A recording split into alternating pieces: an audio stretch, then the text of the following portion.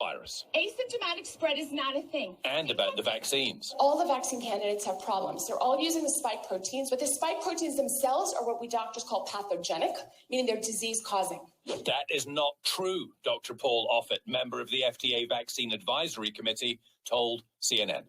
But okay, great. So the vaccine advisor, so one of these people on these committees that are actively taking your rights away and pushing policy based on politics, yeah, let's trust one of them. But here's the great part about this. I mean, you guys know where I'm going with this. This is insulting to your intelligence. The reality that we have, I mean, I could literally do an entire 2-hour show only showing you the scientific research around the spike protein. It's come from literally every direction.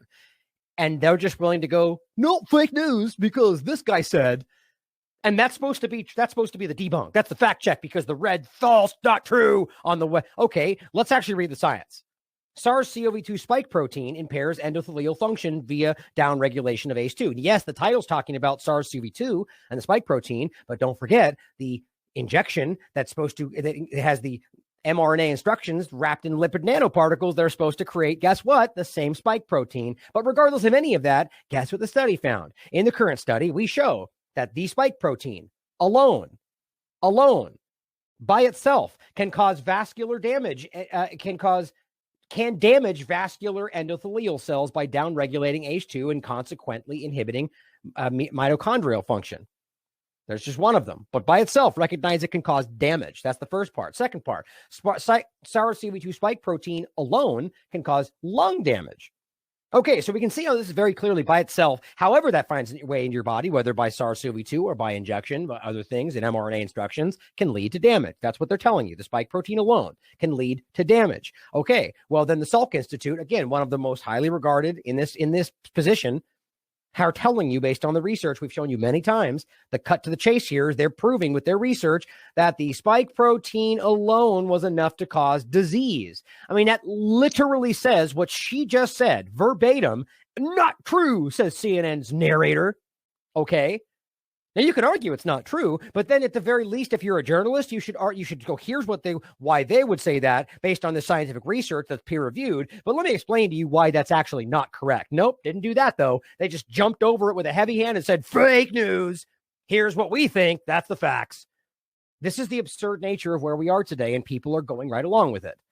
I've shown you this 100 times over, and this is just one of them. Like I said, there's at least 6 other studies that I have saved that say the same thing, that say that it's in fact very clearly able to cause disease in and of itself. Now, on top of that, we've shown you the research from Oxford Academic that we're talking about detected in the plasma of people with the mRNA injection in your blood.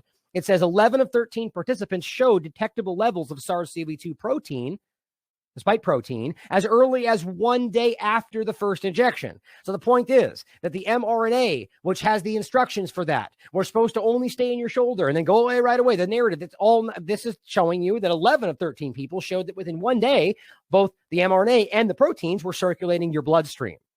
That's not supposed to be what's happening. Who cares about the science, though, right? On top of that, here's even further. This is the first, as far as I can tell, the only post-mortem study of the patient who was vaccinated against SARS-CoV-2. Cut to the chase, it says very clearly that we demonstrated that viral RNA in nearly all organs examined except for the liver and the olfactory bulb. Okay, so from top to bottom, you can see, one, this causes damage. It can, at the very least, the spike protein alone. We can see that then that spike protein can actually cause disease, which means it leads to causing disease, which can then be spread symptoms. On that side note, we know that Dr. Warren, who is the inventor of this concept, has already spoken out on Twitter and said, yes, of course, the spike protein can shed. All right, these are all facts that I've gone over in previous shows. Then we know that it circulates through your body. And then we know that it's verified even when you die, that you can find that viral RNA in every organ almost in your entire body.